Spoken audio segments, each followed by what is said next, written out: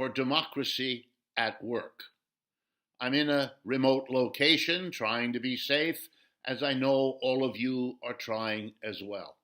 It's a difficult time, bear with us, but it is also a time when we can learn very valuable lessons that will go far beyond the pandemic that oppresses us now.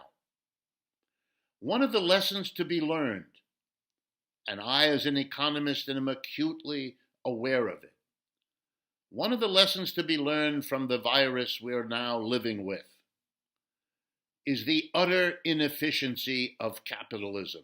It is exposed in a stunning way that requires us to pay some close attention, because what is true about capitalist inefficiency during this corona pandemic is true all the time, just as much. Let me explain. The inefficiency of capitalism in the face of corona is simple. It would have been appropriate, knowing what we know for at least a century about viral pandemics. They come from time to time. They are devastating.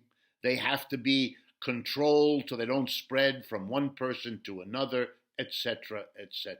We know all that. Our scientists know it. Our medical system knows it. It's well known.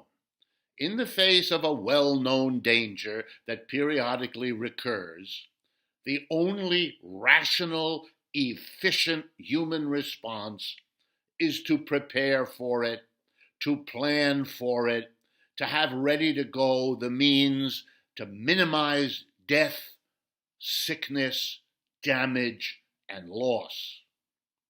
What that would have meant in the United States, whose capitalism failed spectacularly at preparing, what it would have meant is to produce test kits, to produce masks, to produce ventilators, to produce hospitals, beds, gowns, all the protective gear. It would have also meant to plan, how do we achieve social distance? How do we take school children grouped in a large room together, which is no longer safe, and substitute a well-planned out tutorial system? One teacher, one student. Take the millions of unemployed, for example, who become one-on-one teachers of whatever they know, helping students to make use, productive use, educational use of the time they have to be isolated with a teacher 6 or more feet away, able to work with them in designated locations to get all this done, particularly in our urban areas where we're close enough to one another to get this done relatively easily. None of it was done. Capitalism is a system focused on profits. Profits for the enterprise. Profits as soon as possible for the enterprise. We fetishize profits in a capitalist system, and it is a kind of disease. So none of that was done, and it wasn't done because it wasn't profitable. It's not profitable for a company that makes ventilators to make a lot of them and stockpile them. That's a loser for a profit system. Ditto for hospital beds. Ditto for face masks. You name it. Ditto. Ditto. See, capitalism is a system that makes people do what is profitable. We have now lost in the wealth of our country, in the number of people immobilized by illness, and in the rising number of dead people. We have lost way more value than it would have taken to either produce or stockpile, imported if we had to, masks and beds and everything else. Capitalism wasn't efficient. It was horrifically, inhumanely inefficient. It failed to prepare. It failed to produce and to stockpile. And this is not unique.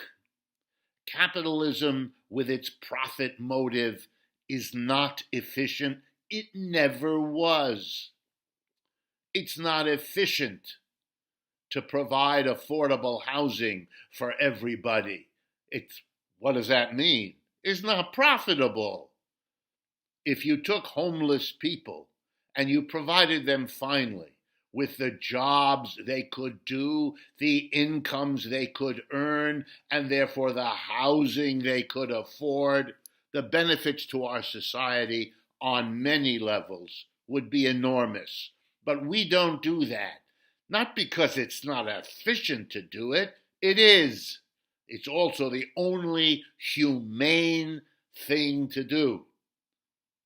I remind those of us who take morality or ethics seriously, religiously or not, what kind of mentality allows the plague of homelessness in our country, the poverty all around us in our economy, and talks about capitalism's efficiency. No, no, no.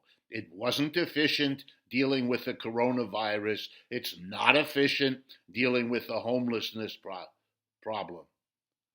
Capitalism is a system that puts profits ahead of everything else, and that includes efficiency. No one need worry that a transition from capitalism to socialism or some other post-capitalist society is in some way a compromise in efficiency. Capitalism does lots of horrifically inefficient things. That alone is a reason to be far more open to transition to a better system, one that deals with the efficiency question head on, rather than trying to get us all to pretend that in some magic way that is exposed as false by the current crisis, that pursuing profits magically gets us efficiency. It doesn't. It's not doing it now. It never did.